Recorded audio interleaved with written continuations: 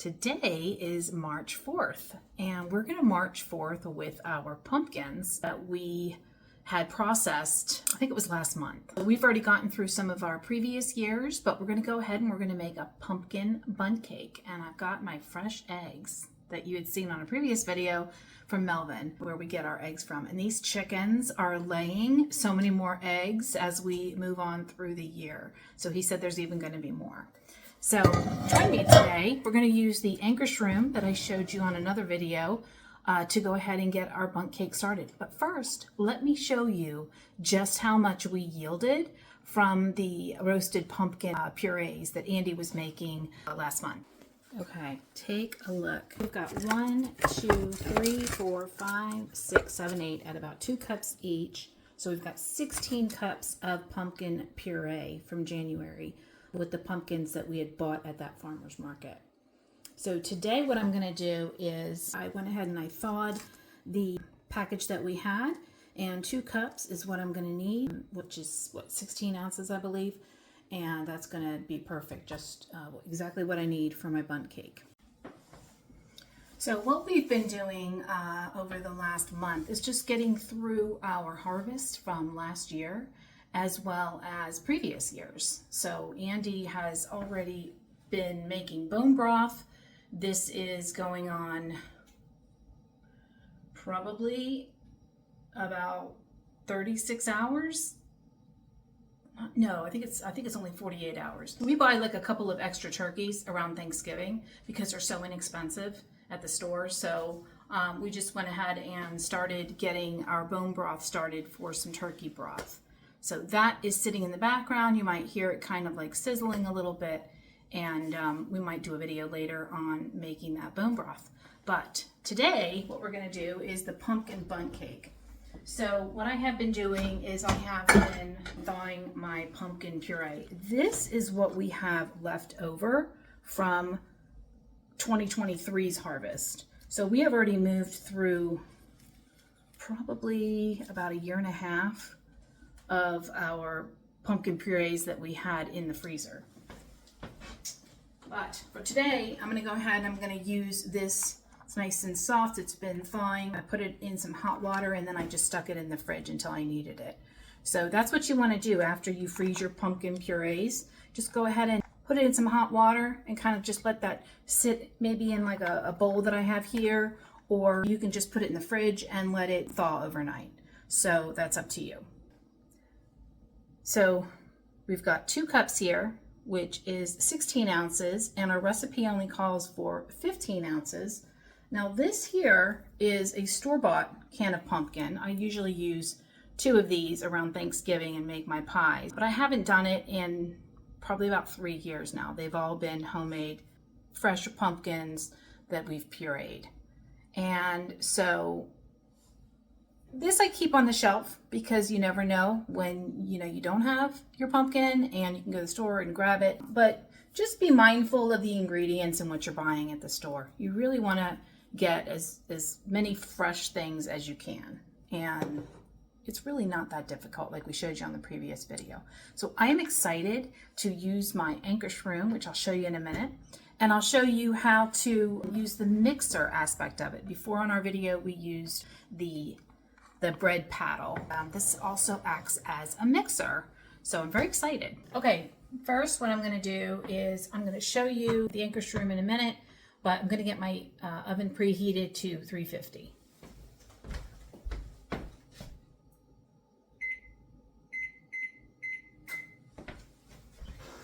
Okay, so if you remember, this stainless steel bowl here acts as the bowl for making the bread. And I had my bread paddle on there, and then I have my scraper in here. So I've taken that out, and I'm going to go ahead and I'm going to remove this bowl.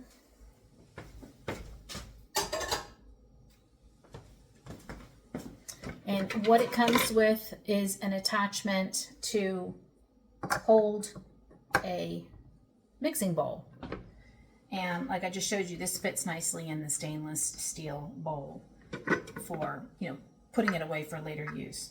So what you're going to do is you're just simply going to take your mixing paddles, and they just, and this here, This is just kind of like a cog, and that just fits in there. And you're going to go ahead and put your mixing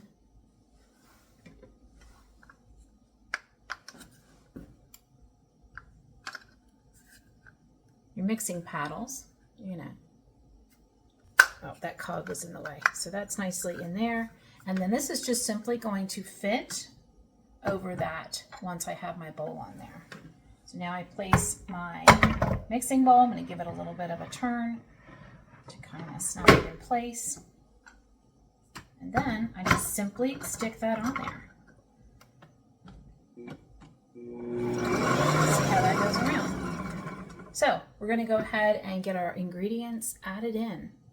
So before we get started, now that I'm using fresh eggs, just a little hint. What you want to do is you want to look for your eggs to make sure that they are good to use by ensuring that they are at the bottom and they're not floating. So I don't know if you can see that. I think you can. But these eggs have now been tested and I can go ahead and proceed. Okay, I'm going to go ahead and I'm going to add my dry ingredients first into a separate bowl, and I'm going to whisk them together. First, we need 2 3/4 cup of all-purpose flour.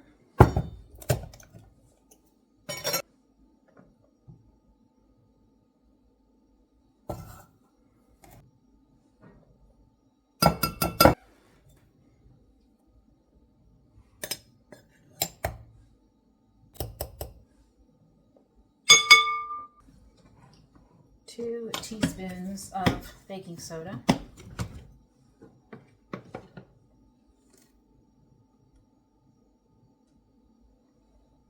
2. Half a teaspoon of salt. I've got my Redmond's real salt.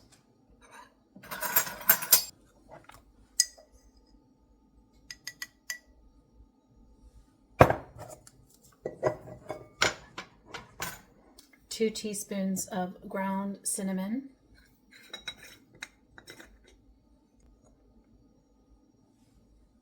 1, 2.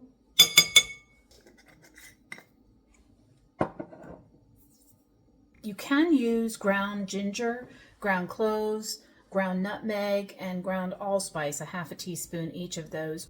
Or you can use 2 teaspoons of pumpkin pie spice, and that's what I'm going to do. 1.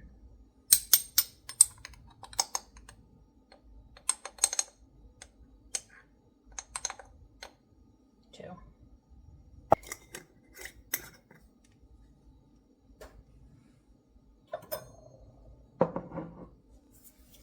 Okay, now what I want to do is I'm going to go ahead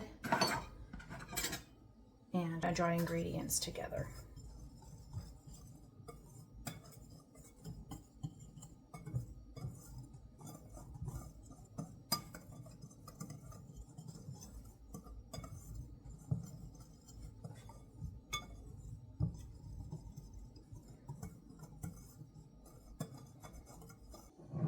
Okay, and now we're going to go ahead and we're going to set that aside. Okay, now I'm going to go ahead and I'm going to put my wet ingredients in my bowl on the AKARSRUM. So first I'm going to go ahead and I'm going to add in 1 cup of vegetable oil.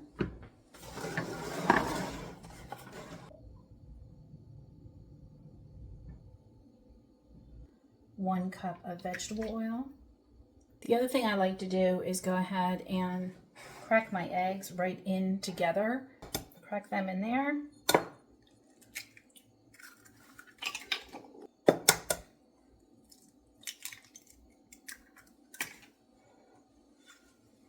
Okay, so you can see how clear they are. Sometimes there'll be a little bit of a red spot on there, and that is normal, but I just like to take a look at my eggs. And I'm not doing this as detailed when I'm just putting them on the pan, because I'm just eyeing them at that point. And then I just give my eggs a quick wash before I use them that day on the pan. I don't wash them when I get them home. So that's just my preference. But do your own research on how you want to do that. But I'm just going to go ahead and now that I've cracked them separately, I'm going to add my 4 eggs. And while I'm adding things, you're going to hear the mixer in the background. Because this just says to whisk it, and that's all I'm going to do is just put it on a little light.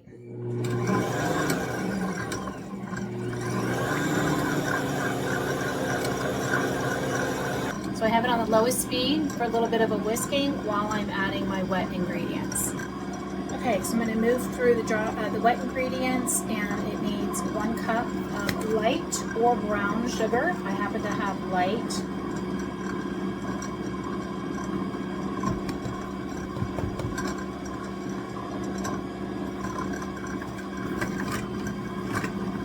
And then I'm going to add 3/4 cup of, I use a cane sugar. These are,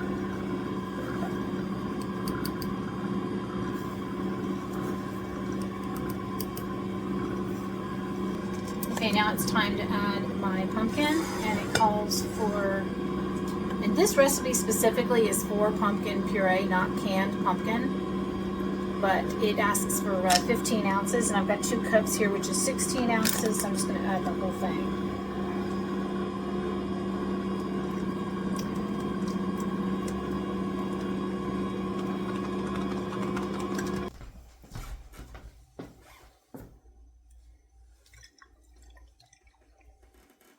So this recipe also calls for 1 teaspoon of pure vanilla extract. And I just wanted to show you this. We made this in November. This is our vanilla extract, and I haven't even opened it. It's not going to be ready until April. I wish I could use it. Oh my God, that smells so good. Wow. Huh. Well, I'm not supposed to use it, so I'm not going to, but that smells wonderful. What I am going to use, and I think I talked to you previously about this, is my Azure organic pure vanilla extract. It smells good, but I'll tell you, ours smells amazing. So I'm very excited about that.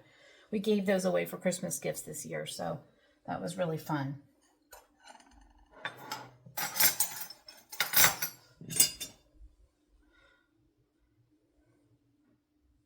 Okay, and this calls for 1 teaspoon of vanilla extract.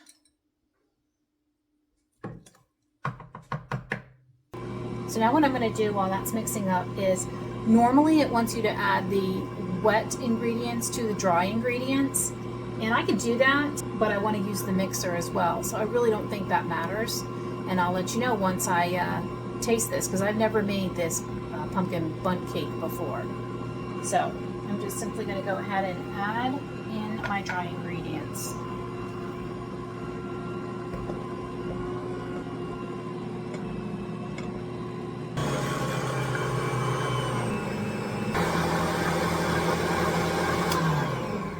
Okay, so that is all mixed up, and now what I want to do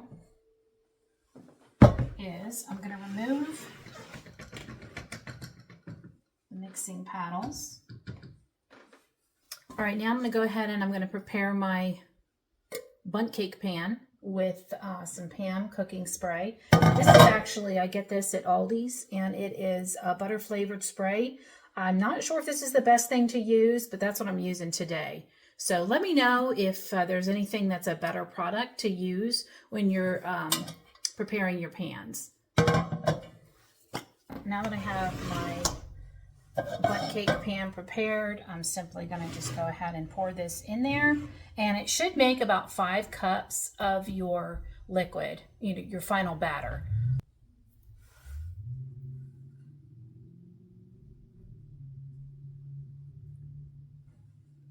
I've had this bundt cake pan for a long time, and I just love the fact that it is easy to clean up.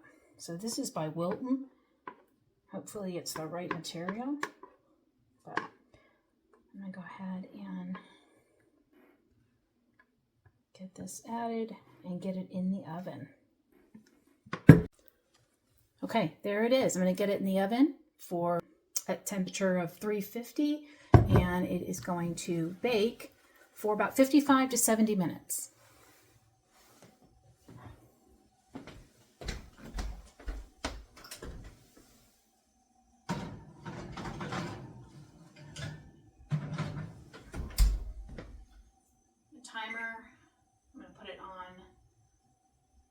60 minutes. And we'll check it and come back and show you where we're at.